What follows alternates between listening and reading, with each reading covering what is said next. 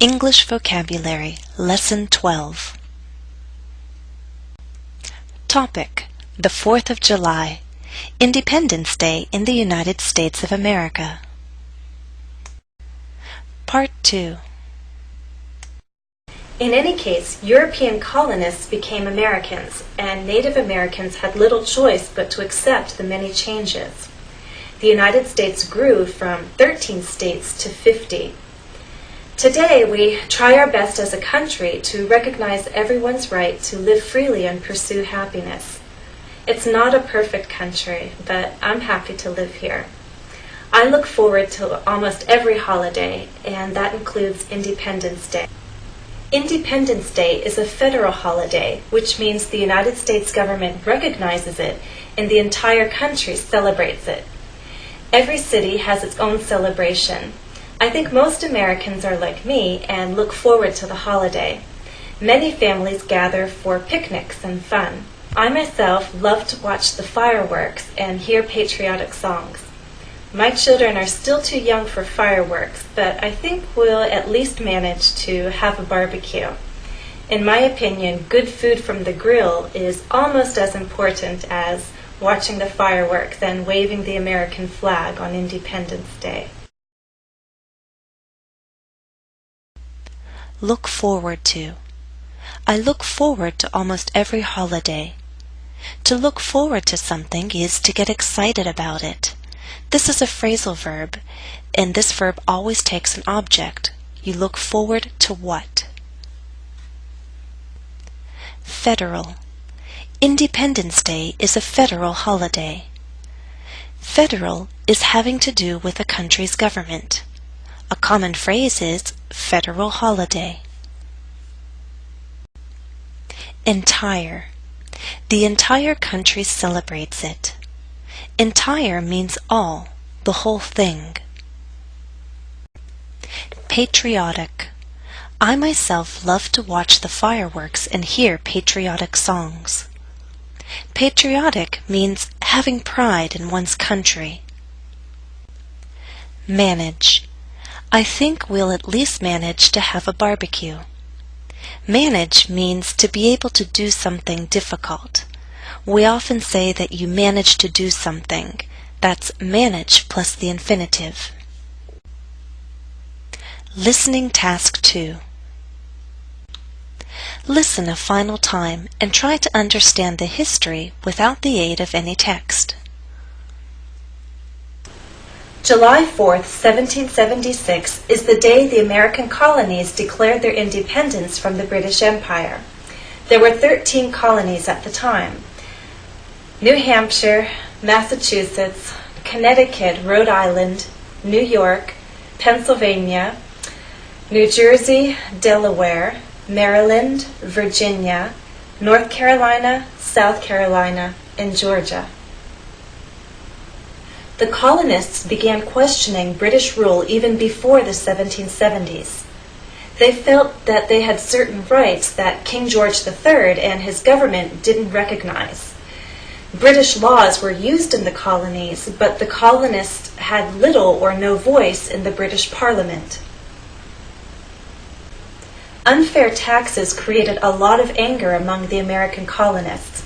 In fact, one act of protest became so famous it's known as the Boston Tea Party. It took place in 1773. Basically, a group of colonists threw tea from the British East India Company into the water of Boston Harbor, destroying the tea before it could be sold. The act helped set the American Revolution in motion. By 1776, the American colonies had formed the Continental Congress, and it was this body of government that adopted the Declaration of Independence on July 4th, 1776. Fighting with Great Britain had begun in 1775, and what became known as the American Revolutionary War lasted all the way till 1783. Not all colonists stood against the British Crown. Those who supported the king were known as Loyalists. Those who wanted to separate from the king and his rule were called Patriots. The Patriots were greater in number, But even so, the British had a stronger army. Luckily for the Patriots, France supported the American Revolution, and we won the war with help from the French. The Treaty of Paris was signed in 1783, and then the world recognized the United States of America. Gaining our independence was and is a cause for celebration, but sometimes one person's gain is another person's loss.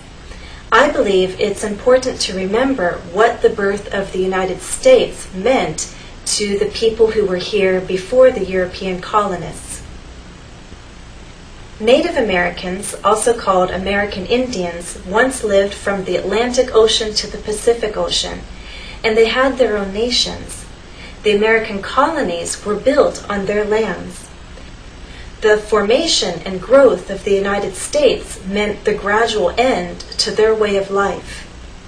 For this reason, some Native Americans actually fought on the side of the British during the American Revolutionary War.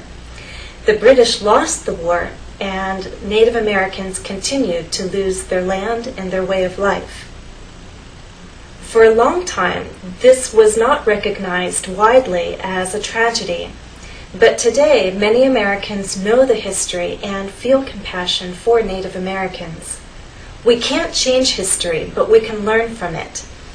The Declaration of Independence mentions our right to pursue happiness, but we shouldn't pursue happiness at someone else's expense.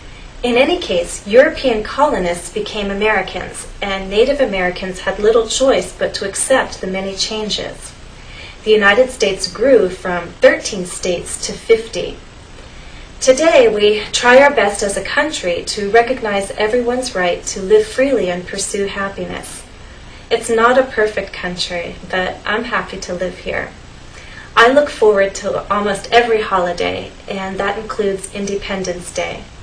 Independence Day is a federal holiday, which means the United States government recognizes it and the entire country celebrates it.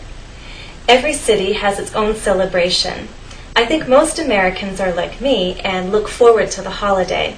Many families gather for picnics and fun. I myself love to watch the fireworks and hear patriotic songs. My children are still too young for fireworks, but I think we'll at least manage to have a barbecue. In my opinion, good food from the grill is almost as important as watching the fireworks and waving the American flag on Independence Day. Putting the vocabulary to use. Let's try an exercise. Answer the questions. If you're studying alone, write your answers. If you're studying with a partner, take turns asking questions. Question 1. Was your country ever a colony? If so, when did your country gain independence? If not, did your country ever have colonies? 2. Describe an act of protest in your country's history. Who stood against the government and why? 3. Describe a tragedy in your country's history. Do you feel compassion for those who were hurt? 4. Name a federal holiday in your country. Do you know when it was adopted? 5. Have you ever gained something at another person's expense? Has anyone ever gained something at your expense? 6. Describe a change in your life that was gradual. 7. Do you feel free to pursue happiness? Do you think you will manage to get all that you want in life? 8. Would you call yourself patriotic? Bonus question. Are you a history buff? Buff is a person who knows a lot about something because they're very interested in that subject. You can be a car buff, a sports buff. So I'm asking, are you a history buff?